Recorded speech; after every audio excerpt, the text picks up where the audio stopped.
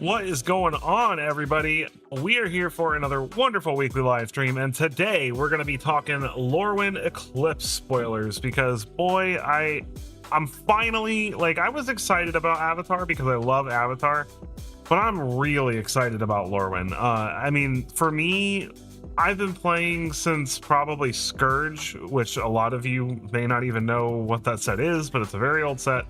Definitely not even the oldest, like, era of Magic, but you know, pretty old. Like, it was like 1999 2000 era of Magic, and I was pretty young when I started playing Magic. Transitioned from Pokemon to Yu-Gi-Oh to Magic over time, and I think it wasn't until around Lorwyn when I really got into Magic, not only just taking it seriously, but also from a competitive standpoint. Lorwyn was one of the first sets that I played a competitive tournament for.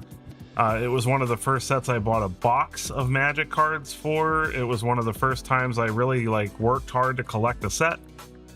So for me, this plane has so much nostalgia. It's where Planeswalkers started.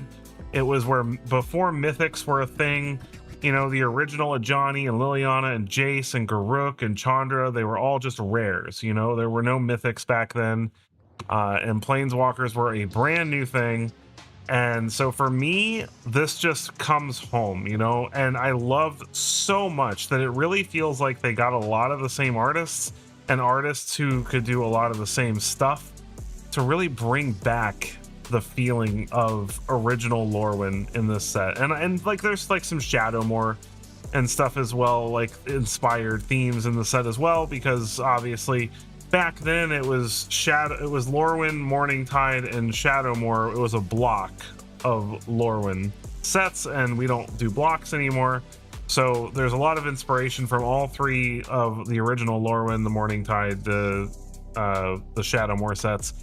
I'm really excited to see elves and fairies and merfolk and goblins coming back into the mix, especially because we actually have some decent support already in the format for those things. So it's like, for once, like, we're getting a cool kind of tribal set where we already have good tribal stuff for those things. So I don't know about you, but I am super stoked about Lorwyn. Now, I have not looked at a lot of these spoilers yet, so you're going to be getting my base reaction to a lot of these new spoilers. You're going to be getting a first look at how I feel about all this stuff. I've seen the very early spoilers that came out a couple of months ago, but this is my first time really looking at the ones that have come out since the 5th, which is yesterday. And I'm really excited to share this with you guys. I'm excited to finally really be jonesing for a set for the first time in a long time. I won't lie, I've been having a lot of fun with Avatar. I really have, and I feel so terrible that I have not made more decks and videos for Avatar. So for all of you who have been part of my channel for a long time, I really I've been doing this every live, but I apologize that I have not. It's just, I swear, like, life has just been throwing me super curveballs lately, and I just had such a limited amount of time to work on my channel recently, and in that limited amount of time, the things I was brewing up just weren't working. And obviously, I'm not going to put out a video about a deck that's just bad just to make a video. You know what I mean? That's not fair to you guys. So I've opted just to keep doing my lives and keep trying. I have a deck that I think you guys will like, but I'm not going to play it today. I'm probably going to play limited today. And I'm going to try to at least get one Avatar video out before Lorwyn releases, and before I do my favorite cards from Lorwyn, and before I do my 5 spicy brews for Lorwyn video that I'm going to be working on as soon as the set's fully revealed. So if you are interested in those things, make sure you like the stream, make sure you are subscribed to the channel so you don't miss out on those things.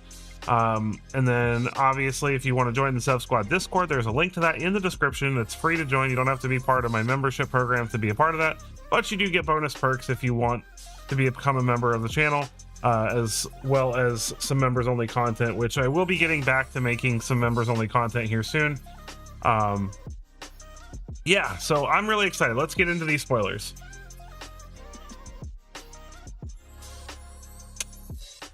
All right, so we've gotten quite a lot of spoilers. I think this is magicspoiler.com, and I want to say magicspoiler.com does have some of the leaks.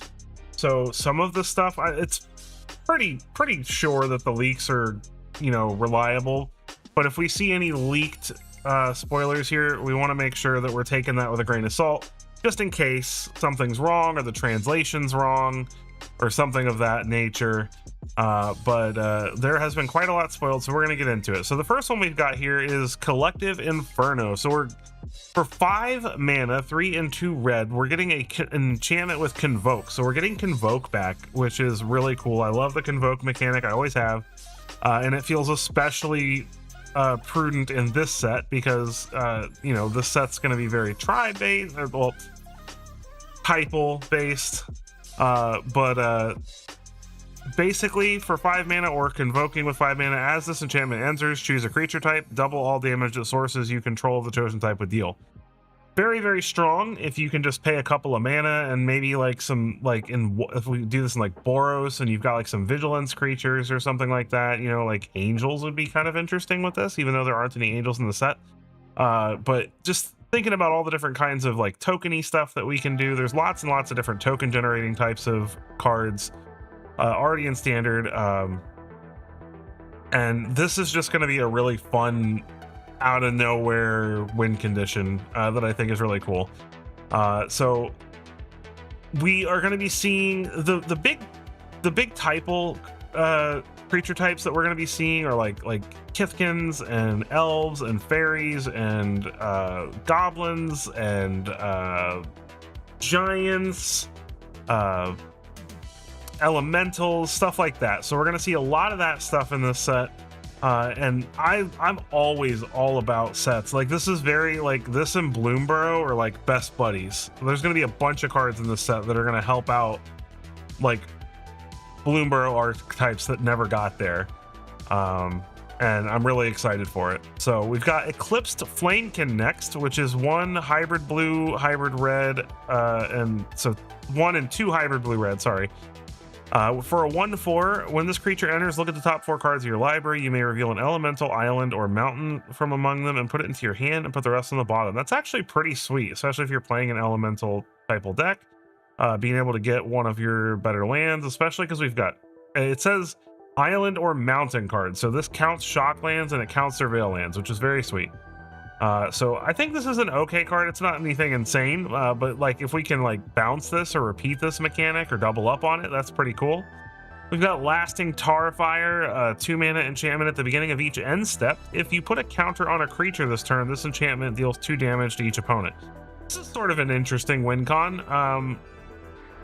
Just let this sit around and play a bunch of stuff that puts counters on stuff and slowly just ping your opponent to death over time, especially if you have multiple copies of this. That could be kind of cool. Pretty cool for an uncommon. All right, we've got Flame Braider, a 2 mana 2/2 elemental bard. Tap, add 2 mana and any combination of colors. Spend this mana only to cast elemental spells or activate abilities of elemental sources. We'll have to see how good the elementals in this set are. We already know that the evoke elementals are very strong, especially because this can add mana in any combination. So this can help pay, like you're gonna see later on, we've got a lot of evoke elementals that care about what color mana you spend to cast it. Typically, it's gonna be if you pay the full cost of the elemental and you pay 2 of both colors, then you get 2 effects, but if you evoke it, you can pay 2 of 1 color and choose the effect. So Flame Braider will be very strong in a deck that wants to take advantage of those. So we'll have to see how good those end up being. But a very sweet 2 mana dork for elementals here. Burning Curiosity, a 3 mana sorcery. As an additional cost to cast this spell, you may blight 1. So this is a new mechanic. You may put a -1/-1 counter on a creature you control. Exile the top 2 cards of your library. If this spell's additional cost was paid, exile the top 3 cards instead. Until end of your next turn, you may play those cards. It's not bad at all. I would like to have seen this be an instant. I feel like as a sorcery, it's a little weak, which would be why it's a common. If this was an instant, it would probably be pretty sweet. Might be too good, but definitely something that'll be good in draft. We have Shimmer Creep, a 5-mana 3/5 elemental with menace. It has Vivid, which is another new mechanic that says when this creature enters, each opponent loses X life and you gain X life, where X is the number of colors among permanents you control. Not terrible for an uncommon, definitely a sweet draft card. We're getting Crib Swap back, which is very cool. This is a Kindred instant that has the Shapeshifter changeling type. So this is an instant that has a creature type attached to it. So why this is relevant and why this is cool is we have not had Kindred instants and sorceries in a long time. They used to be called tribal, obviously, but they switched it just for, you know, trying to be correct with, you know, because there are still tribes and things like that that exist today. So they switched it up just to be a little more considerate of those situations. But they used to be called tribal instants. They're called kindred instants and sorceries now. And so this will basically trigger off things that say whenever you cast an elf spell, or whenever you cast a merfolk spell, or whenever you know, you cast a goblin spell, you get a benefit. Well, now it doesn't just have to be creatures. It can also be things like Crib Swap, which this is a pretty sweet one. Exile target creature, its controller creates a 1/1 colorless shapeshifter. This is not terrible. It's absolutely just my brain is not working right now. It's conditionless removal, essentially. Like, yeah, they get a 1/1, but I mean, if you're removing something really problematic, giving them a 1/1 is not that big of a deal. And it's an instant, and it's typal, so it's going to help with you know, if whatever archetype you're playing that cares about when you cast different creature types, this is going to be a premium removal spell for decks like that.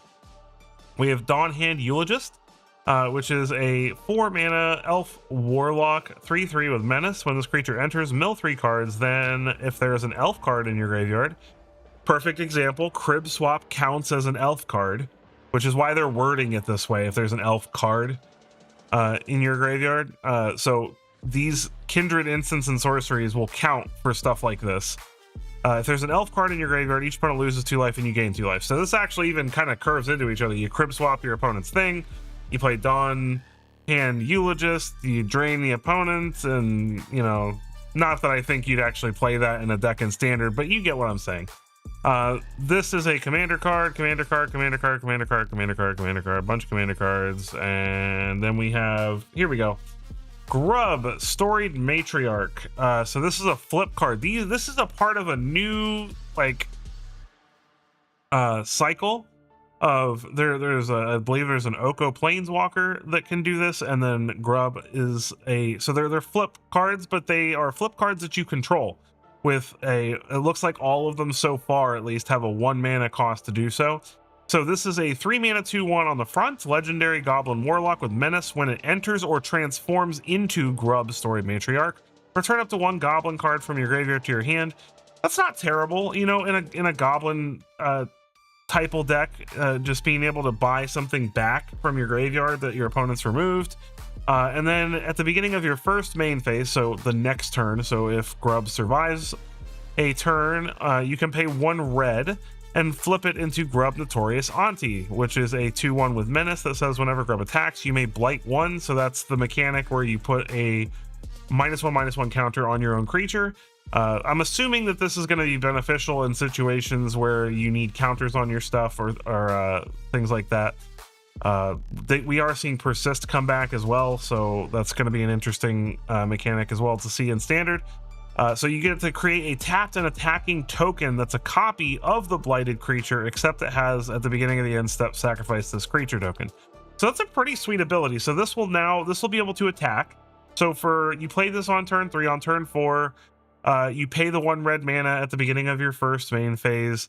You attack with this, you blight a creature, and then you get a tapped and attacking copy of it. Very, very strong with enters the battlefield effects or lords, things like that. So you put like a -1/-1 counter on one of your typal goblin lords, and then you get another copy of it, which effectively erases the -1/-1 that you're putting on it, but it buffs all your other goblins, including Grub, which is pretty sweet. So there's some really cool stuff you can do with this. I forgot to scroll down long enough for you to see the text box, sorry. But that is Grub, Storied Matriarch. So then we move down here. Got some more commander, a random myth. So this is one of the evoke elementals, Wistfulness. Now this is a very strong one. I did actually catch this one before anything, before I got into this. This is one of the few ones that kind of got thrown in my face and I didn't really get a choice in. But it's a 5-mana 6/5, which is, you know, not terrible. When this creature enters, if green was spent, exile target artifact or enchantment. That's pretty good. It's 5 mana for a 6/5 that blows up an artifact or enchantment. Very sweet. And then if blue was spent, draw 2 cards, then discard a card. So you can evoke this for 2 mana. So for 2 mana, you can cycle through 2 cards, or for 2 mana, you can blow up an enchantment. And also you are getting an enters the battlefield for an elemental.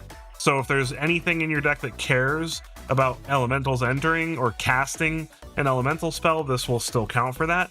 But what's really insane is that for 5 mana, if you can pay blue and green for that 5 mana, you're getting a 6/5 that draws you 2 cards and discards a card and blows up an artifact or enchantment. And that's a lot of value for 5 mana. So I'm actually really impressed with this one. And I think that the other ones are also very strong, but we'll get into those as we go through. We have another commander card here.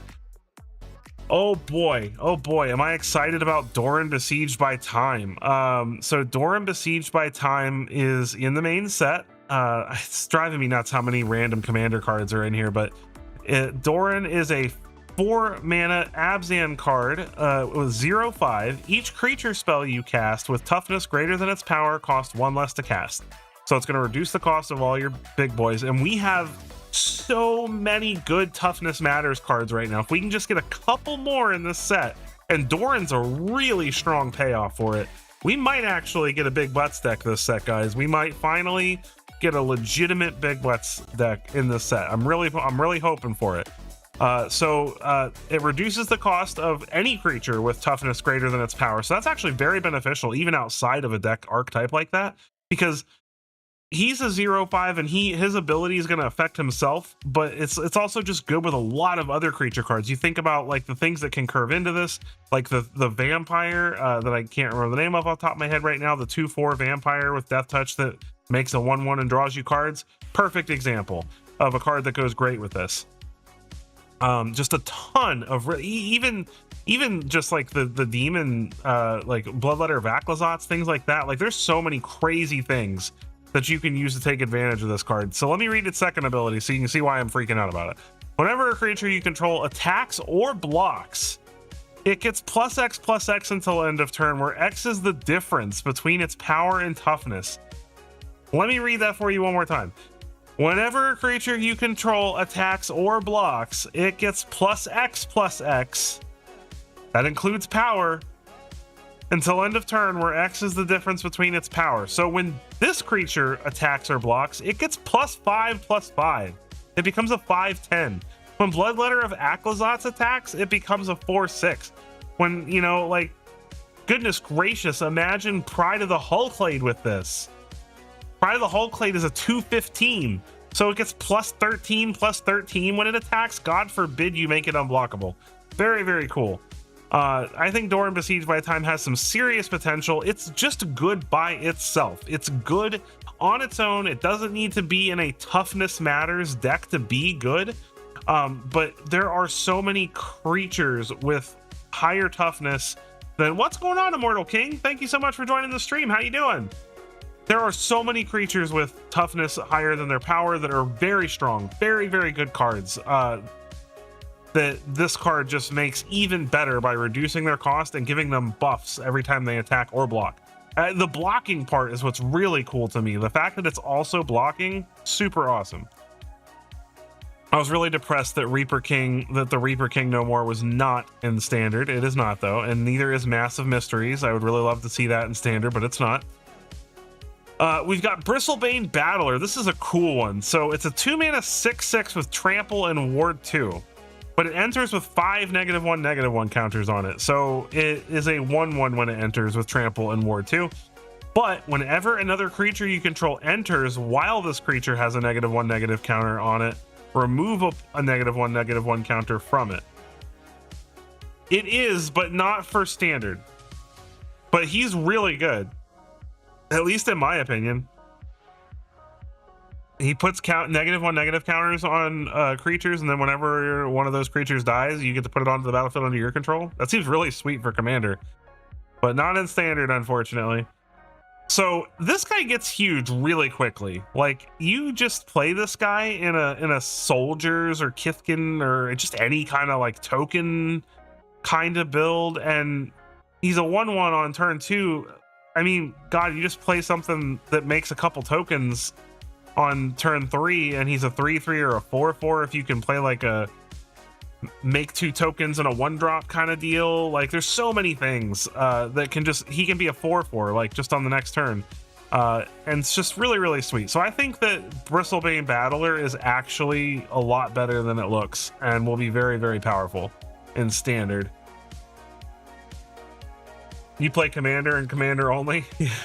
I honestly, like, I have a couple, I have a streamer friend that plays commander. I don't get to play commander nearly enough, and I've tried to play Brawl on this channel, but nobody checks it out when I do. So if you want to see Brawl, subscribe and be one of the people who actually checks it out when I do it.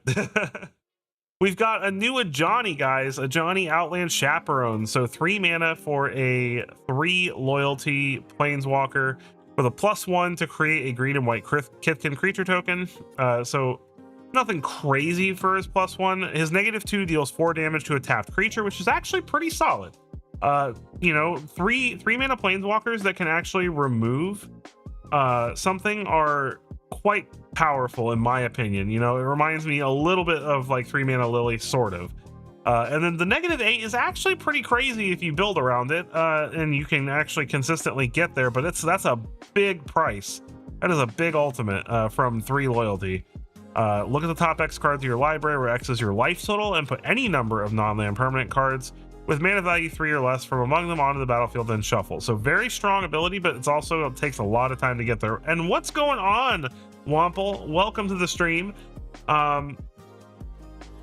Singleton formats have never been my favorite, but they are definitely, I enjoy the social aspect of Commander. Yeah, lots more spoiled today, actually. Very, very cool stuff so far today. And please, there's 16 of you here. Thank you so much for being a part of the stream. I really appreciate all of you who are here. Please take a quick moment to like the stream to let YouTube know that we're having a good time. We're doing fun. And we will continue on with these spoilers. We've got Spine Rock Tyrant, which it looks like we're getting the cool treatment if you play in paper, and you're going to buy collector boosters of this. It looks like we're getting this cool fractured foil treatment again that they did in a few other sets. I'm sure it'll be a little bit different than some of the other sets, but it looks very similar. 5 mana for a 6/6 dragon with flying and wither. So for those of you who don't remember what wither is from old sets, it means that when it deals damage to creatures, it deals damage in the form of -1/-1 counters. So basically, think of Soulscar Mage, but like when the creature deals damage. So some of you might not even know what Soulscar Mage is, but it's not going to deal damage in the traditional way. So what's neat is this gets around indestructible stuff. So anything that's indestructible, if it blocks this will trade with it, because it's going to get negative counters instead of just regular damage. It is not anything like Infect.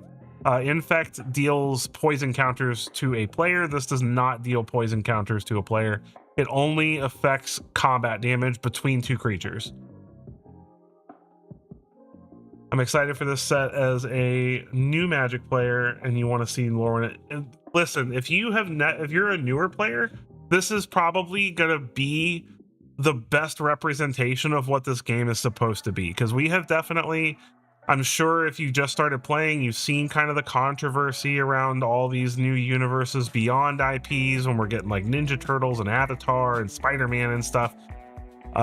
You know, and some people love those things, and I'm all for it bringing new people to the game, but there's a ton of people who just really miss what Magic's supposed to feel like, and this is a set that brings you back to the core of what I think Magic. Yeah, well, yes, Infect does also do -1/-1 counters, but Wither is like half of Infect. It only does that part of it. There are no poison counters to do with Wither, so sorry. Anyway, I haven't finished reading this card yet. Spine Rock Tyrant, 5 mana, 6/6, flying, Wither. Very good rate for a 5 mana flying 6/6. And then whenever you cast an instant or sorcery with a single target, you may copy it. If you do, those spells gain Wither. You may choose new targets for the copy. This is a very strong dragon. Like, 5 mana for a 6/6 with Wither is really good already. And then that's quite an ability. So if this sticks around for a turn, we're talking like serious value out of this for burn spells and things like that. Like, this is a very, very strong 5 mana dragon, in my opinion. This is more of like a burn dragon than a hasty like aggro dragon. But very, very strong stats, very cool abilities. Having Wither on this makes it a fantastic blocker, and just a whole bunch of other things. It'll be great in Commander too, in my opinion. But I love this card. I think it's really cool. Moving on, this I believe is still considered a leak. So because we have like, you see how it's kind of like a picture of the card instead of the official card art. So take this with a grain of salt, just in case there's something wrong with it or it's an unofficial version of the card or something. It's probably pretty accurate, but we always like to be careful with leaks, just in case. But we've got a 5 mana Sultai colored Elf Fairy Noble. So we're getting some interesting creature combinations in combinations of elves and fairies, and like there's like merfolk combinations with, I think there's like a merfolk fairy or something. A bunch of interesting things like that. She's a 4/5 flyer that says whenever Marilyn or another elf or fairy you control enters, exile the top 2 cards of target opponent's library. Once each turn, you may cast a spell with mana value less than or equal to the number of elves or fairies you control from among cards exiled with Marilyn this turn without paying its mana cost. This card is busted. Like, are you kidding me? For 5 mana. So all right, so let me just put this in perspective. You're playing elves or fairies, both of those creature types are go wide strategies. Both of those care about having lots of creature presence on the board. And then on 5, you play this. If you have at least 2 or 3 cards that are elves or fairies on the board, I think it includes this, equal to the number of so it's not other elves, it's equal to the number of elves and fairies you control, and it's a combination, so it doesn't matter if it's not number of elves or number of fairies, it's just either or. So if you're playing elves and fairies all together, cool, it doesn't matter. If you've got 4, you can cast with this card. The turn you play it, you're going to get that mill effect essentially, and be able to cast a 4 or less spell for free. That's really good. You get a removal spell off the top. She's basically a 4/5 flyer with removal for 5 mana. That's insane.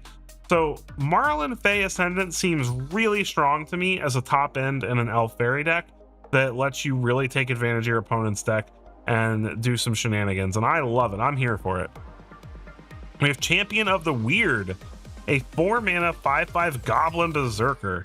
As an additional cost to cast the spell, behold a goblin and exile it. So that's another kind of new mechanic in this set, is we're getting behold back, but it's almost like champion as well. Like, it's like they're mashing behold and champion together.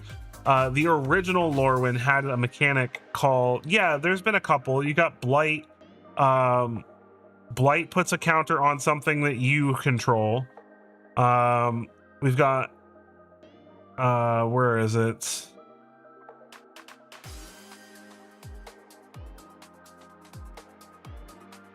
Vivid. Vivid is another new keyword that lets our opponents, that your opponent, it does X, where X is the number of colors of permanence you control. So we've got Blight, we've got Vivid, we got Convoke back, that's not new. So far, I've just seen Blight and Vivid as new mechanics. Everything else so far has been returning mechanics. And then this Behold and Exile thing is like a new mechanic because it's basically combining Behold and Champion. So in the original Lorwyn set, you had Champion of this, Champion of that, Champion of Goblin, Champion of Kithkin, whatever. And what it would do is that you would exile the card under whatever was championing the card. And then when that thing died, you would get the card back. So like this guy would have said basically Champion a Goblin, and you'd slide a Goblin under him. I think it's a little interesting that they're going this route to Behold and Exile. Maybe they just didn't want to bring Champion back, or there was some reason that they, with the number of new mechanics they had, they just felt like they couldn't add it, so they chose to use an already existing mechanic and just word it weird. I don't know. But it's basically Champion.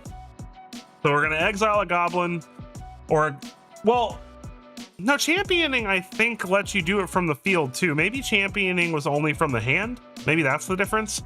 And this will let you do it from the battlefield, too. I don't know. But you can pay 1 life to blight 2, so you can put 2 -1/-1 counters on your creature. Target opponent blights 2.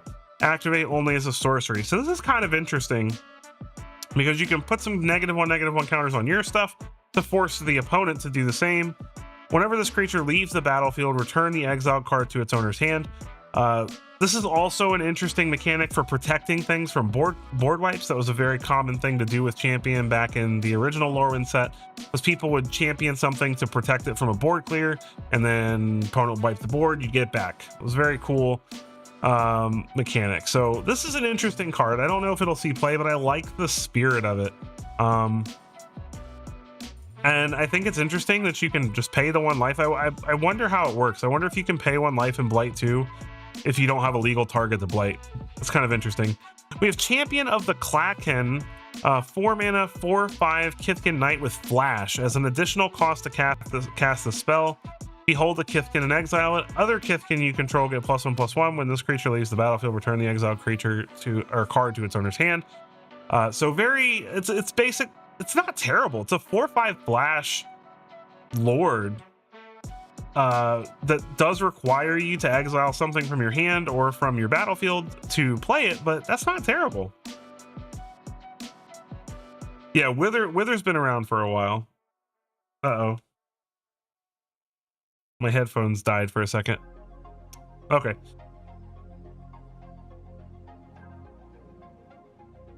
Play Jund and switch commanders. Well, he's a cool the new Reaper King is definitely a very cool Manamorphose is a special guest, Wample. If this was back in standard, oh boy. Because also we have Slippery Boggle here, which would be a nightmare right now with how good Auras has been. So these are special guests. This little star shape here means that it is a card that you can open in the pack, but it is not in standard, for those of you who don't know what that is.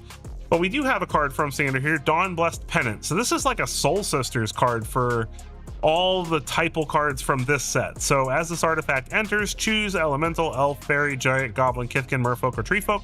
Whenever a permanent you control of the chosen type enters, you gain 2 life, and then later on you can pay 2, sacrifice it, and get 1 back from your graveyard, which is very cool. I think Massive Mysteries is a super sweet card. I'm trying to, most of my viewers are here for standard stuff, so I'm not really talking about the commander stuff that much. But like, this is such a cool card. I'll read it really quickly, just for anyone who might want to play it in Brawl.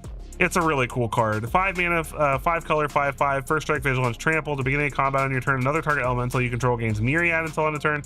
Myriad means that whenever it attacks, for each opponent other than the defending player, you get a token copy that's tapped. So it takes huge advantage of enters the battlefield or dies that triggers. And it's just a really, really sweet 5-color commander, in my opinion. But it does require elementals. So it's, you know, it's difficult because you've got some really sweet 5-mana elementals, 5-color elementals other than this to play too. So very, very cool card though. So I wish Manamorphose was coming back into standard. Manamorphose would be super sweet. We're also not getting Regal Force in standard. We've got Voracious Tome Skimmer, which is 3 hybrid blue-black for a 2/3 flyer. Whenever you cast a spell during an opponent's turn, you may pay 1 life. If you do, draw a card. It's all right. It's a cool ability.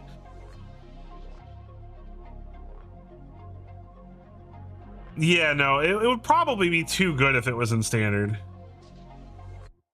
My favorite color combination is Abzan.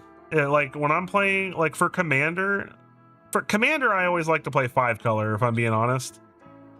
Just because I love, like I have a Joda deck, I have a Joda the Unifier Commander deck, but I also have a Naya Dinosaurs deck, and I don't have a good Abzan deck, honestly, but Abzan's my favorite color combo for standard, or for just in general. I love Abzan. Teamer is my second favorite. Definitely love Teamer, just because those are my play styles. I love Abzan because I like mid-rangey, attrition-based decks that are full of like removal and interaction, but also like big, cool creatures. Like think Siege Rhino. Siege Rhino is like, that's my card, man. That's like my favorite Magic card. I'm not gonna lie. I love Siege Rhino. I know it's not like the most incredible card in the universe, but I just love the card. So like I love stuff that wants to play cards like Siege Rhino, you know, which is you know, I'm gonna play some removal, I'm gonna play a 2 or 3 mana creature that does something cool, and I'm gonna play Siege Rhino and drain you, and then I'm gonna remove some more stuff and just smash through. Like and then I like Teamer for the same reason. I like things that want to play big stuff, you know, that want to play cool creatures. Like, because to me, I feel like Magic is supposed to be more creature based. Like if it was up to me, I would play more creatures and less instants and sorcery. So definitely love Abzan and Teamer for those reasons. And yes, Crib Swap being back in standard is annoying, but it's also awesome, and I'm very excited for it. We've got Thoughtweft Lieutenant, Kithkin Soldier. It's a 2-mana 2/2 Selesnya colors. Whenever this creature or another Kithkin you control enters, target creature you control gets +1/+1 against trample on the turn. That's not terrible, especially in a Kithkin deck, so I very much like this card. A couple more special guests, and then we have Virulent Emissary, which is a 1-mana 1/1 death touch. Whenever another creature you control enters, you gain 1 life. Pretty sweet. We get a green Soul Sisters with death touch, not bad at all. We've got Vinebred Brawler, which is a 3-mana 4/2. This creature must be blocked if able. Whenever this creature attacks another target elf you control, gains +2/+1 till end of turn. Nothing crazy there. Sweet draft card, but that's about it. Tend the Sprigs is a 3-mana sorcery that's basically a ramp spell. Search the library for a basic land card, put it on the battlefield, tap, and shuffle. Then, if you control 7 or more lands and or a tree folk, create a 3/4 tree folk creature token with reach. That's actually really good for a common. It makes it so that if you get this late in the game, it's actually worth playing. So most of your 3-mana ramp spells are just dead if you draw it in the late game. This actually is valuable, and you don't even have to have 7 lands. If you just have a tree folk on the battlefield, you get a 3/4 out of it. I think it's pretty solid. We have Selfless Saferite, a 5-mana 4/2 with Flash and Convoke. It's an elf warrior, and when this creature enters, choose a creature type. Other permanents you control of that type gain hexproof and indestructible till end of turn. What? Let me read this again. Flash Convoke. When this creature enters, choose a creature type. Other permanents you control, so not this one. This dies if it's a board clear. But you play this in elves, and if you can just like dump a bunch of elves on the battlefield, they're all going to be untapped, and your opponent goes to wipe the board, you just flash this guy in, and boom, they're all indestructible. What? This is going to be good in so many formats. This is going to be good in like Pioneer and Modern Elves even, because it's basically free. It's free. Like, you know how easy it is to make 5 elves in a turn in Modern? Or in Historic or Pioneer? Like, it's so easy to just belch out 5 elves that are summon sick, and you can just tap them to convoke this, because you can use them to pay for the colored mana too, so it's free. This card's nuts. This card's going to be super fun. Elves is already really close to being good in Standard. And this is not going to help the case for making elves. You know, we're going to be seeing some crater hooves and stuff, I think, very, very soon. Yeah, Final Judgment. I mean, there are answers, but they're not very widely played right now. Not in standard, anyway. We've got Lise Alana Informant, a 2-mana 3/1 elf scout. When this creature enters or dies, surveil 1. Nothing special there. Crossroads Watcher, 3-mana 3/3 with trample. Whenever another creature you control enters, this creature gets +1/+0. Nothing special there. Bloom Tender. What? 2 mana for a 1/1 with Vivid. Tap for each color among permanents you control. Add 1 mana of that color. This is a very strong 2 mana ramp. Like, yeah, it's a 1/1, but wow, that is really good. We still have the ley line in standard. So you play the ley line, this taps for 5 mana on turn 3. This ramps you from 2 to... On turn 3, you'll have 8 mana. Like, what? Well, Vivid's a new mechanic, so it can't be a reprint. The name sounds familiar. They just added the keyword? Okay. That's a really good card. This card's going to be expensive. Like, this card's going to be good in a lot of decks in older formats too, I think. Like, I'm sorry, if this survives a turn and you have a way to make it so you have five colors on turn 3, which is not insane. Man, that I'm just like thinking my gears are turning of all the different things you could do with this. Very sweet card. All right, we have Sizzling Changeling. I'm so excited that we're getting a bunch of changelings in this set. Yeah, that card's going to be nuts in standard. We got 3 mana for a 3/2 changeling. When this creature dies, exile the top card of your library until the end of your next turn. That's really decent. That's really good. It's ironic that it's a lizard in the picture because it'll probably get played in lizards. But 3 mana for a 3/2 that when it dies draws you a card basically for a turn it's not bad. And the fact that you can play this in pretty much anything is very sweet. I want to point out that all these changelings are going to make the Sarkin that cares about dragons very, very good from Tarkir. We have Seer, 4 mana to target creature, planeswalker, instant speed. Very strong, very good. This card will absolutely see play, probably mostly in sideboards, but it's a very, very strong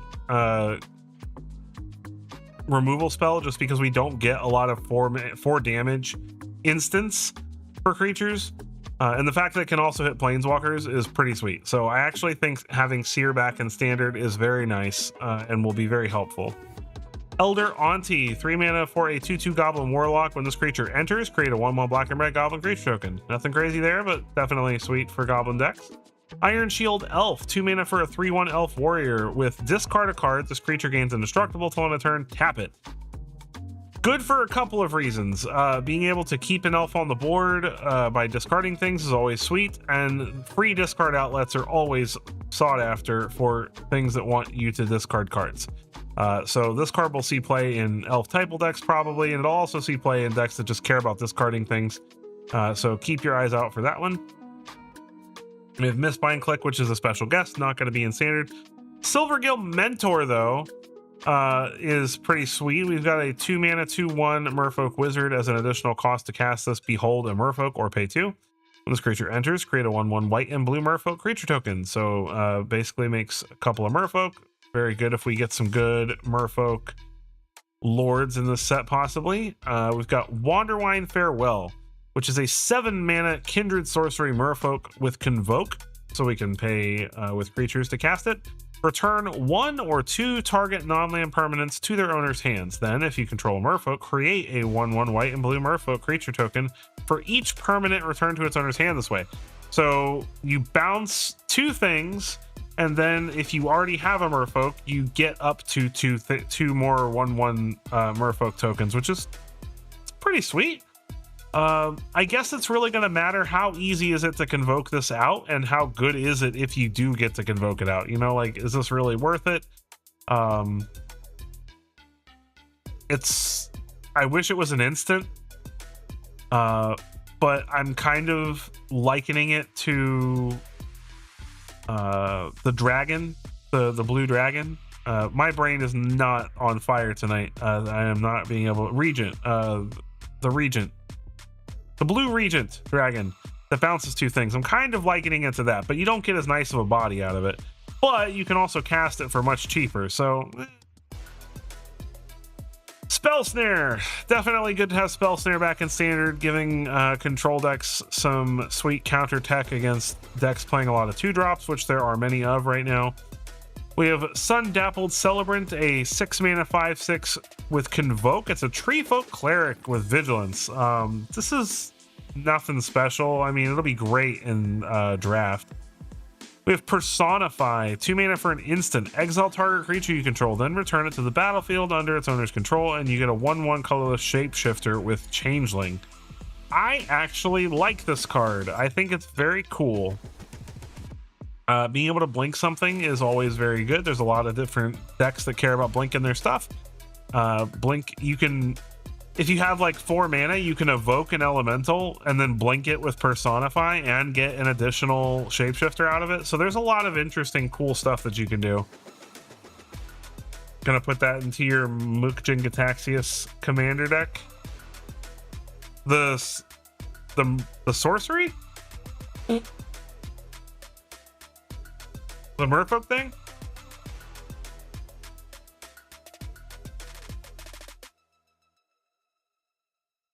These are special guests, which these are cool because these are things you'll get out of your packs on Arena, so these cards do matter. We've got Kinsbale Cavalier, Fairy Macabre, Dolmen Gate, Devoted Druid, Wanderwine Prophets, Thousand Year Elixir, Idyllic Tutor, Goblin Chieftain, Door of Destinies. Very cool stuff, but not going to be in standard, so we're going to move on to Spell Snare. Oh yeah, Spell Snare is great.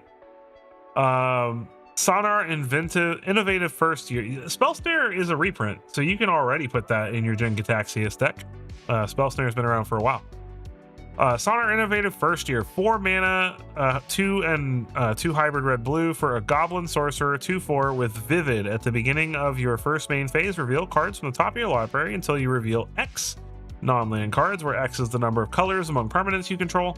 For each of those colors, you may exile a card of that color from among the revealed cards, then shuffle, and you may cast the exiled cards this turn. So that is a lot of word soup. Let me read it again. At the beginning of your first main phase. So this is at the, like, after you've drawn your card, first main phase. So this has to survive a turn. You're going to reveal cards until you reveal X non-land cards, where X is the number of colors from among permanents you control.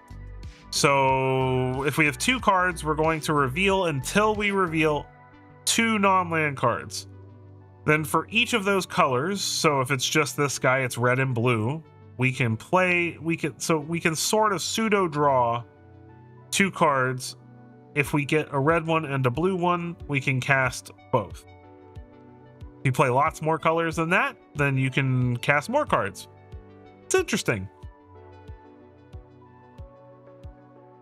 Yeah, Jin Gataxias is not a very friendly commander.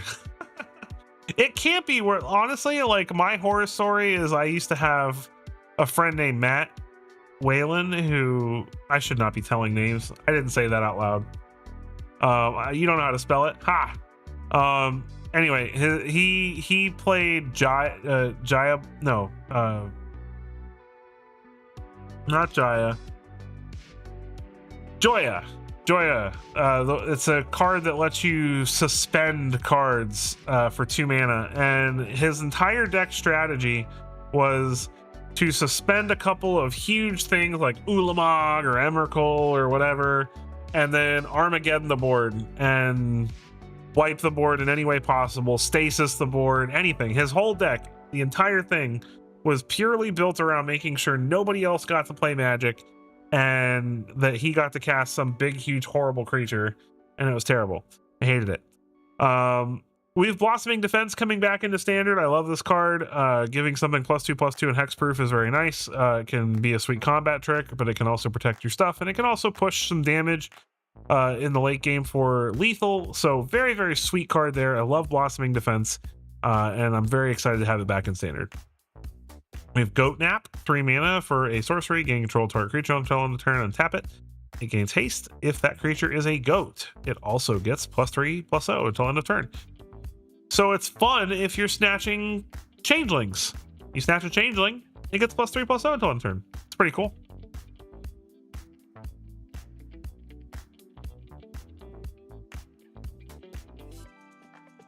I would love to see Una, Queen of the Fae, reprinted, but I don't think she's going to be in Standard.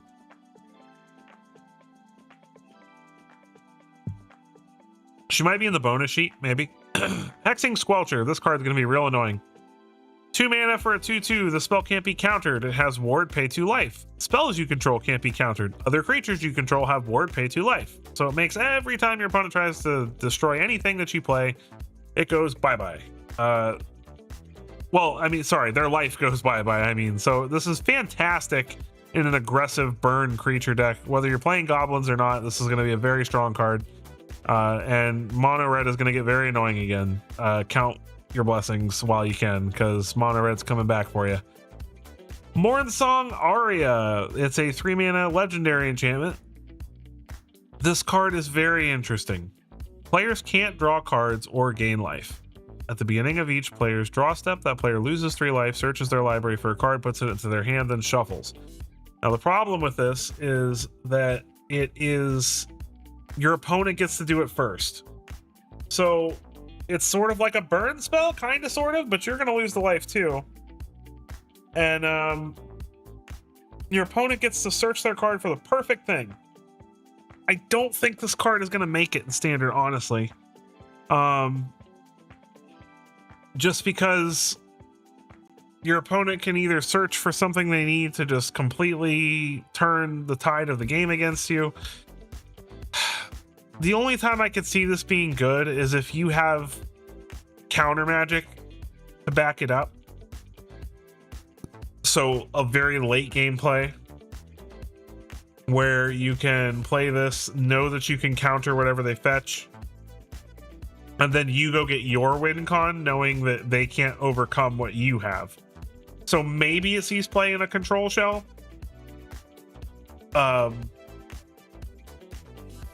I'm not sure. It's a very strange card, and I'm interested to see if it sees play. We have Abigail, Eloquent First Year. It's a hybrid blue Orzhov colored 2 mana 1/1 with flying, first strike, and lifelink. When it enters, up to 1 other target creature loses all abilities. Put a flying counter, a first strike counter, and a lifelink counter on that creature.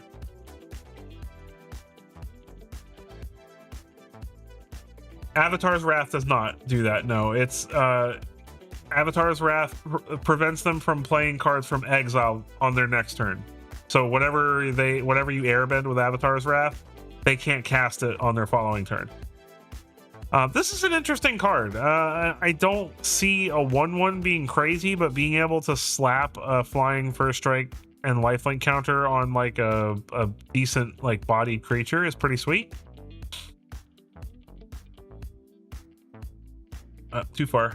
We've got Goliath Daydreamer. So 4 mana, 4/4 giant wizard. Whenever you cast an instant or sorcery spell from your hand, exile that card with a dream counter on it, instead of putting it into your graveyard as it resolves. When this creature attacks, you may cast a spell from among cards you own in exile with dream counters on them without paying its mana cost. This is very interesting and very cool if you can give it haste. Well, I guess it doesn't matter if it has haste, because you're typically not gonna be able to play something alongside it. But very interesting card. Being able to buy back your instants and sorceries when it attacks is pretty cool. No, Soul Ring maybe in the bonus sheet, but I don't think so. We have Moonglove Extractor, a 3-mana 2/1 elf warlock. Whenever this creature attacks, you draw a card and lose 1 life. Nothing crazy there. We have Bray of Clan Stout Arm, a 4-mana Boros 4/4 giant warrior. You can pay 1 and a white and tap it. Another target creature you control gains flying and lifelink until end of turn. That's a pretty cool ability. At the beginning of your end step, if you gain life this turn, exile cards from the top of your library until you exile a non-land card. You may cast that card without paying its mana cost if the spell's mana value is less than or equal to the amount of life you gain this turn. Otherwise, put it into your hand. That's a pretty sweet ability, honestly. I like that. I don't know if it'll see play in standard, but it's a very good card, in my opinion. We have Mirrormind Crown. This is an interesting one. It's a 4-mana artifact equipment. As long as this equipment is attached to a creature, the first time you would create 1 or more tokens each turn, you may instead create that many tokens that are copies of the equipped creature. It has an equip cost of 2. There's some pretty sweet ways to cheat this onto the battlefield and equip it for cheap, so I see this being something really fun to build around, but I don't think it's going to take standard by storm. We have a Mirror Form, a 6-mana instant. Each non-land permanent you control becomes a copy of target non-aura permanent. Wow! That's really interesting. It's of target non-aura permanent, so it can be your opponent's stuff too. So imagine you're just like making a bunch of maps and treasures and clues and foods and stuff, and all of a sudden you're just like Mirror Form on whatever the best creature on the board is, and all of your foods and maps and treasures become these huge horrible threats. This seems like a really fun build around card. I guarantee you I will find a way to abuse this. I will find a way to abuse this in standard. You watch. Shine Striker, very colorful, vibrant art there. 6-mana Flying Vivid. When this creature enters, draw cards equal to the number of colors among permanents you control. I don't think it'll see standard play, but being able to potentially draw 5 cards and get a 3/3 flyer out of it, not terrible. We have Aurora Awakener, a 7-mana 7/7 giant druid with trample. When this creature enters, this has Vivid also. When this creature enters, reveal cards from the top of your library until you reveal X permanent cards, where X is the number of colors among permanents you control. Put any number of those permanents onto the battlefield, put the rest revealed on the bottom. This is actually pretty strong. This is a crazy smuggler surprise target if you can make sure you actually have a decent amount of colors on the board. Very cool ability here. I'm really excited to play around with that. Oh yeah, Mirror Form will be really fun in that deck.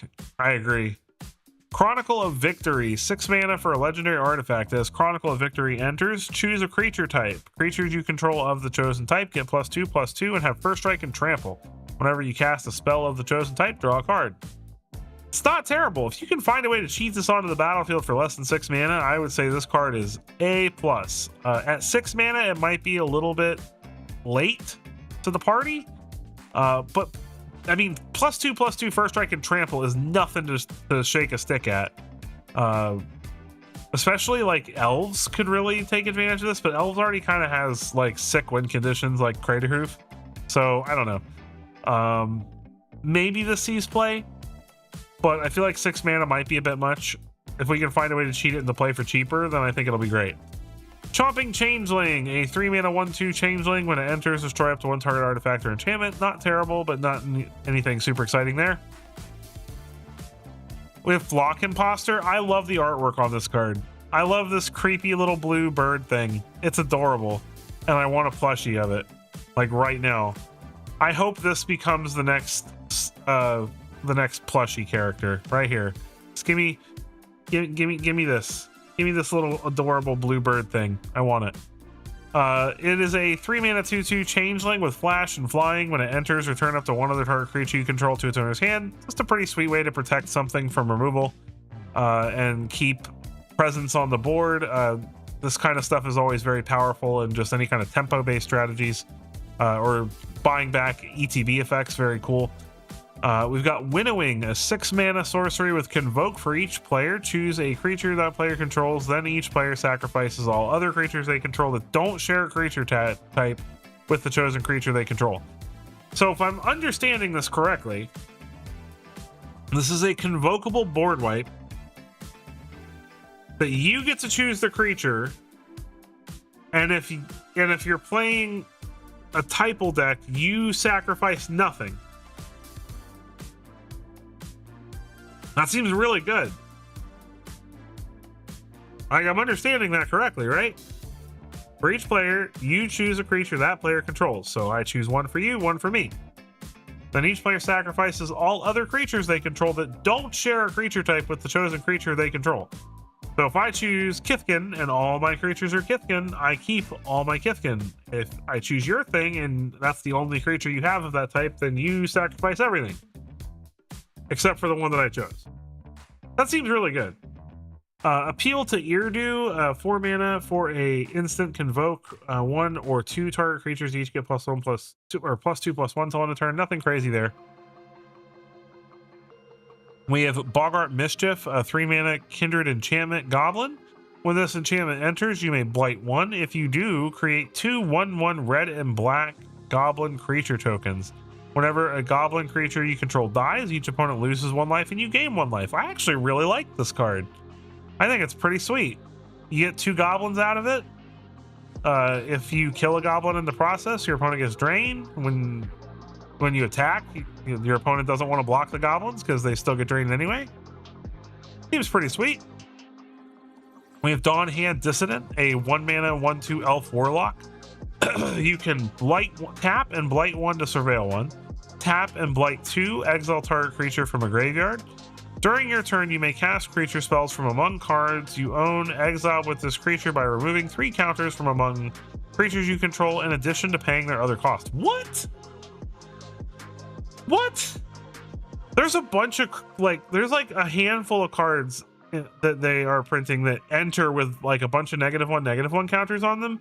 And a card like this is insane because you can blight 2, exile a creature card from a graveyard, or a card from a graveyard, and then you can like remove the blight counters you just put on, plus some of the counters that were on the other creature that enters and cast stuff. That seems really cool. Painter Servant, not going to be in standard. This would be ridiculous if it wasn't standard. We get Meek Attack, which is a play on Sneak Attack. I see what you did there, Wizards.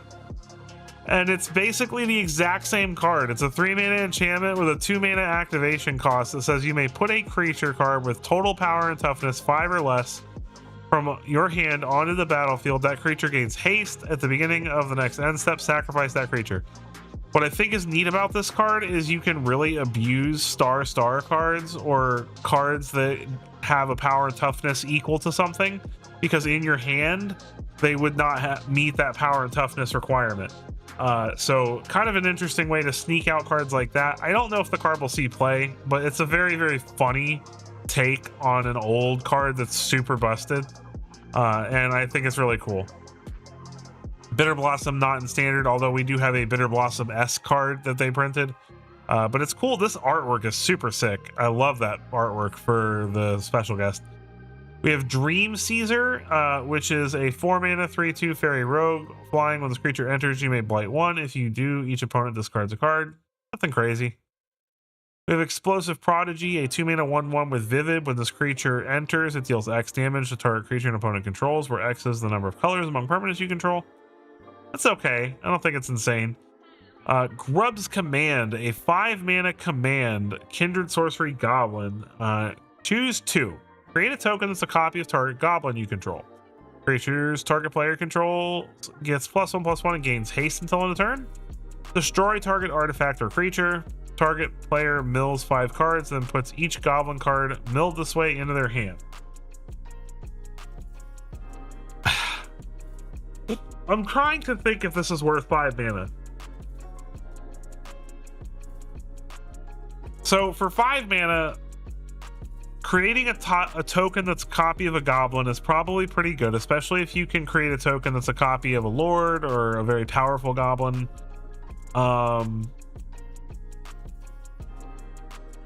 Creatures you control getting +1/+1 and haste is pretty sweet. Destroying an artifact or creature is very good. Yeah, this is pretty good. I think this is pretty sweet. I think this is actually, like, at first glance I was kind of like, but the more I'm reading it, like, blow up your creature, make a copy of my thing, or make a copy of a lord, and then everything gets +1/+1 and haste till on a turn. I feel like the blast ability is the worst, but if you're on an empty board, blowing up a creature and drawing some goblins seems pretty good. Oh, definitely in Commander. In Standard, probably not as much, but I like it. It might be better than I'm expecting. Vibrance. This is a card people have been talking about that's been shoved in my face. It's a 5-mana 4/4 Evoke Elemental. When this creature enters, if red was spent to cast it, it deals 3 damage to any target, so Lightning Strike. When this creature enters, if green was spent to cast it, search your library for a land card, not a basic land, a land card, and reveal it, put it into your hand, then shuffle, and you gain 2 life. I'm sorry. Yes, the land goes into your hand, but for 2 mana, you're getting any land you need out of your deck and gaining 2 life, or you're getting a sorcery speed Lightning Strike. And then if you pay 5 mana and you can hit both color restrictions, you're getting a 4/4 that deals 3 damage to any target and gets you a land and gains 2 life. That's a lot of value for 5 mana. This is a really solid card. Like, this card is good. We've Harmonized Crescendo, 6 mana for an instant with Convoke. Choose a creature type, draw a card for each permanent you control that type. Seems really good in a Merfolk deck, probably. Disruptor of Currents, 5 mana for a 3/3 Merfolk wizard with Convoke and Flash. When this creature enters, return up to 1 other target non-land permanent to its owner's hand. I actually think this is pretty sweet. I don't think it's insane, but it's very good in a Merfolk deck. We have Curious Colossus, a 7 mana 7/7. When this creature enters, each creature target opponent controls loses all abilities, becomes a coward in addition to its other types, and has base power toughness 1/1. That's not bad for a 7/7 for 7. I mean, this feels like a reanimation target almost, but even that's kind of iffy. I do like basically being able to completely neuter a creature and still getting a 7/7 out of it. I don't know. I don't know if it's good enough to see play in Standard, but it's a cool card.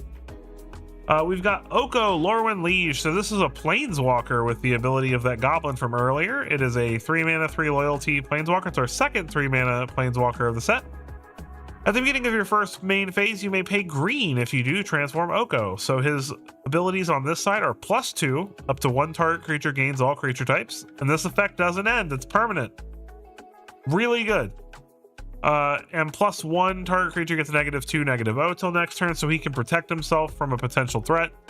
And then on the following turn, you can flip him to Oko, Shadowmoor Scion, which he gets these are all negative abilities. So -1, mill 3 cards, put a permanent from among them into your hand, or -3, create 2 3/3 green elk creature tokens, or -6, choose a creature type, you get an emblem with creatures you control of the chosen type, get +3/+3, have vigilance and hexproof.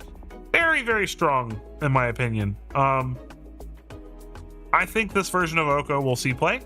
I'm not sure how much play or in what deck, but I think he's very good. I definitely like him a lot. We have Tristan Callis.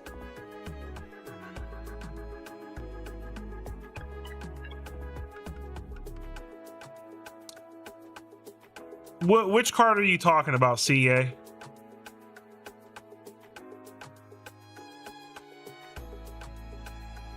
Are you talking about Vibrance? Because I understand that you can pay with both.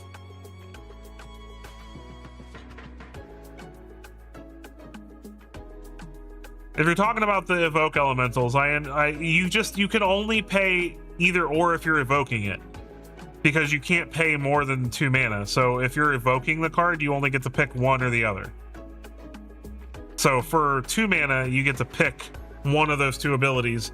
but you can also blink it or something like that to get it back or something like that. But if you pay the full 5 mana, then yeah, you get both abilities, which is insane on a 4/4. But for the evoke, you do have to pick one or the other. You can't pay red, red, and green, green with only 2 mana. So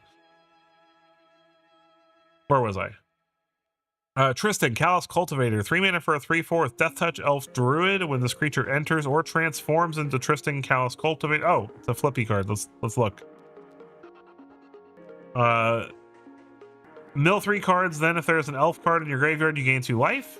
So when it enters, you're gonna mill 3. If there's an elf in your graveyard, you gain some life. Sweet. At your first main phase, you can pay black to transform, and he becomes a 3/4 with Death Touch. When this creature transforms into Tristan, Pentel, color, mill 3 cards, then you may exile an elf from your graveyard. If you do, each opponent loses 2 life. Interesting. I don't feel like this is an insane elf card. Not feeling like this makes the cut in an elf deck. That's just my opinion, though. We have Riss the Evermore. We're getting to see Riss again. 2 mana, 2/2 with Flash, Legendary Elf Warrior. When Riss enters, another target creature you control gains persist until end of turn. And then you can pay white and tap to remove any number of counters from target creature you control, activate only as a sorcerer. That's really strong. Being able to pay 1 white mana to just wipe all the -1/-1 counters off of something is really sweet, in my opinion. And he's not bad. Like, for 2 mana for a 2/2 and you save a creature from dying because it gets persist, it comes back smaller, but it's still there. And if it has a cool ETB effect, that's awesome too. So I love Risk the Evermore. Very sweet card. We have Glenn Alendra's Answer. You have to pay green, green, or red, red. You have to pay 2 green or 2 red.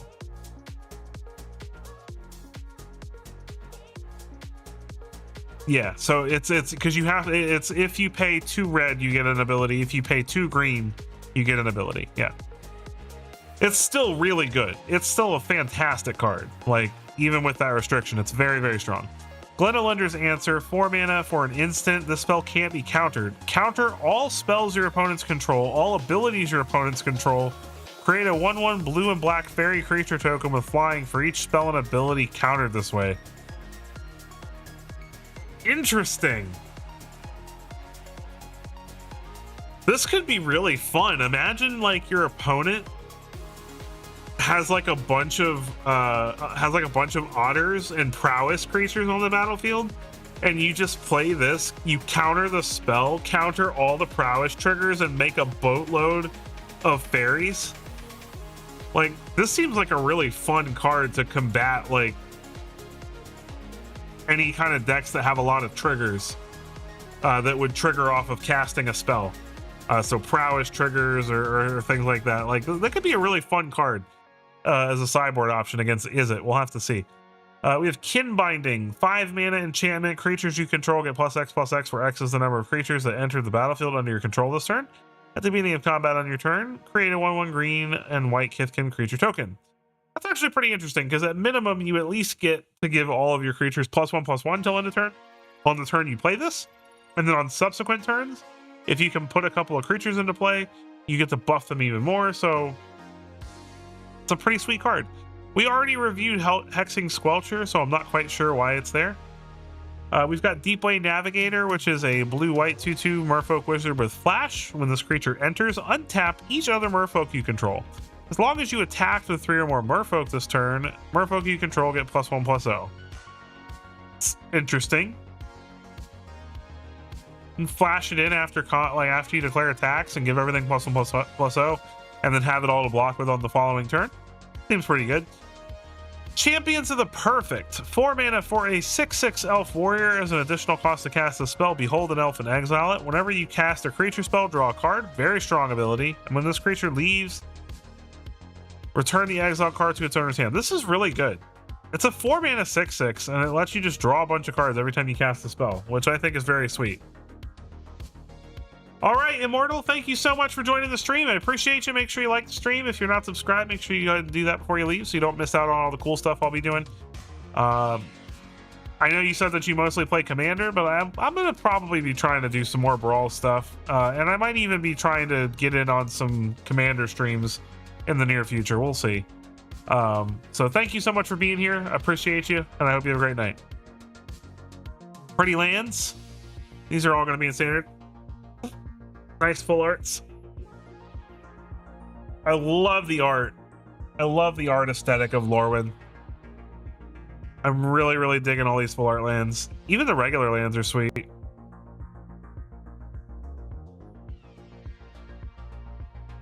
All right, so we have Douse of Moonglow, a 5-mana instant. Return target creature card from your graveyard to the battlefield. Then, if it isn't your main phase, Blight 2. Interesting to have another instant speed. Thank you so much, Immortal. I really appreciate that, man. You have a great night. Another instant speed reanimation, but if you do it during your opponent's turn, you have to Blight 2. It's not terrible. Curial Attentive First Year. This is a 3-mana 3/3 Vampire Cleric? There's a vampire in the set? Interesting. Tap 2 untap creatures you control, copy target triggered ability you control. You may choose new targets for the copy. That seems pretty cool. It's a pretty sweet ability. Why is there a vampire in the set? I didn't know there were vampires on Lorwyn. I guess there's vampires everywhere.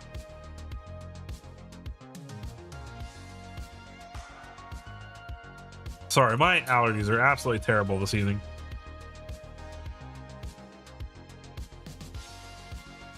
Unexpected Assistance. We have a 5-mana instant with Convoke. Draw 3 cards and discard a card. Nothing terrible or very exciting there. Perfect Intimidation. 4 mana for a sorcery. Choose one or both. Target opponent exiles 2 cards from their hand. Remove all counters from target creature. Nothing crazy there. High Perfect Morkant. A 4-mana 4/4 elf noble. Whenever High Perfect Morkant or another elf you control enters, each opponent blights 1. So it puts -1/-1 counters on their stuff. That's pretty sweet. Tap 3 untapped elves you control proliferate. Activate only as a sorcery. That's pretty cool. I like that. That's fun. I think that that's going to be a fun card to build around. I like that.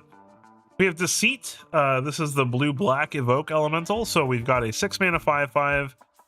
When this creature enters, if blue-blue was spent, to cast it, return up to 1 other target non-land permanent to its owner's hand. If black-black was spent, target opponent reveals their hand. You choose a non-land card from it. That player discards that card. Both of those are okay-ish 2-mana abilities. I wouldn't say they're great 2-mana abilities, but they're not bad. Both of them are very useful. For 6 mana as a 5/5, getting to do both of those things, I think it's pretty solid, though.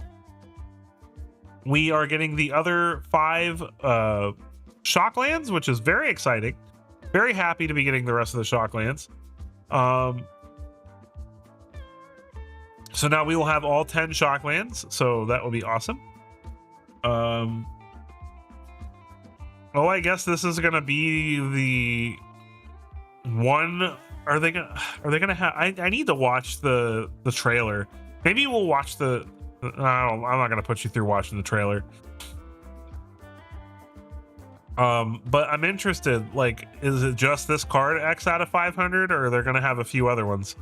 This is the Bitter Blossom card I was talking about, though. It's basically Bitter Blossom on a stick.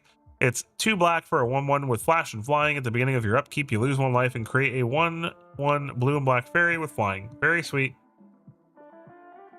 I don't know if the whole set's leaked. I'm only going off what's on Magic Spoiler. They tend to be pretty...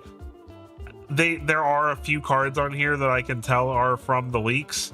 But they only tend to show stuff that they know is actually legitimate. So I don't know if the whole set's revealed, but I'm only going over what's on here, just on the off chance that any of the leaks are fake or they're mistranslated or something like that. We have Ashling's Command, a 5-mana Is-It sorcery. It's an elemental kindred instant. Choose 2. Create a token that's a copy of target elemental you control. So same as the other, the goblin one. You get to, so are all of these gonna have that ability as their first ability? All the different commands? That'd be interesting.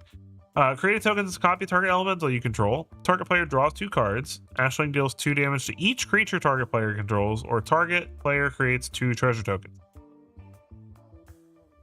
That's pretty good.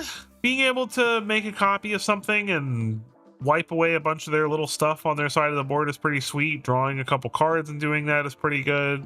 Making treasures to replace some of the cost of the card is also pretty sweet. I think Ashling's command's all right. I don't know if it's like great, but I think it's cool. Mutable Explorer is a fun one. It's a 3-mana 1/1 changeling. When this creature enters, create a tapped Mutavault token. So it gives you a land, but the land is a Mutavault. If you don't know what Mutavault is, it's a colorless land that you can pay 1 mana to activate. It's a 2/2 with changeling. We have Emptiness. So we're getting these are cards that were revealed before, but I'm still going to just quickly go over them because they're pretty cool. We have Emptiness, which is a 6-mana 3/5 with Evoke. When this creature enters, if white was spent, return target creature with mana value 3 or less from your graveyard to the battlefield. If black was spent to cast it, put 3 -1/-1 counters on up to 1 target creature. Both of those are very solid abilities for 2 mana, and they're even better on a 6-mana 3/5. Just very, very solid card. I don't think it's busted, but it's really, really sweet, and I like it a lot. We have Ashling Rekindled, which this was the first flippy card they showed us. It is a 2-mana 1/3. Whenever this creature enters or transforms, you may discard a card. If you do, draw a card, and then you can pay blue to flip it over into Ashling Rhinebound, which when this creature transforms into Ashling Rhinebound, at the beginning of your first main phase, add 2 mana of any one color. Spend this mana only to cast spells with mana value 4 or greater. At the beginning of your first main phase, you can pay red to flip it back. So pretty sweet. I don't think it's busted, but it's very cool. We also have Sig Wanderwine Wisdom, which is also a transform card. 2 mana 2/2. It cannot be blocked. We love cards that can't be blocked. Those are always fun. When this creature enters or transforms into Sig Wanderwine Wisdom, target creature gains whenever this creature deals combat damage to a player or planeswalker, draw a card until end of turn. I love that because most things don't let you do combat damage effects if you hit a planeswalker. I love that this lets you hit planeswalkers too and still get the effect. You can pay the white to transform it into Sig Wanderbrine Shield. Still can't be blocked, still a 2/2. Whenever this creature transforms into Wanderbrine Shield, target creature you control gains protection from each color until your next turn. Very sweet in my opinion. I actually really like this guy a lot. Very good Merfolk card in my opinion. We have Idru, Carrier of Dawn, 5 mana for a 5/5 flying lifelink elemental god. Creature spells you cast have Convoke. I love that. And then this one's also flippy. So it gives your stuff Convoke, and then you can pay to turn it into Isilu, Carrier of Twilight, which is a 5/5 flying lifelink. Each other non-token creature you control has Persist, which I also love. Think it's a very, very sweet ability. I think this is a really cool card, like very, very cool ability there. We have Morningtide's Light, which this is kind of where I was saying earlier, like you've got these little hints to Morningtide and Shadowmoor. You have the Oko that has the side of him that's Shadowmoor, and then this is Morningtide's Light. It's a 4-mana sorcery. Exile any number of target creatures. At the beginning of the next end step, return those cards to the battlefield tapped under their owner's control. Until your next turn, prevent all damage that would be dealt to you and exile Morningtide's Light. I like this card. I think it's very cool. This card makes me want to build like ETB combo decks so badly.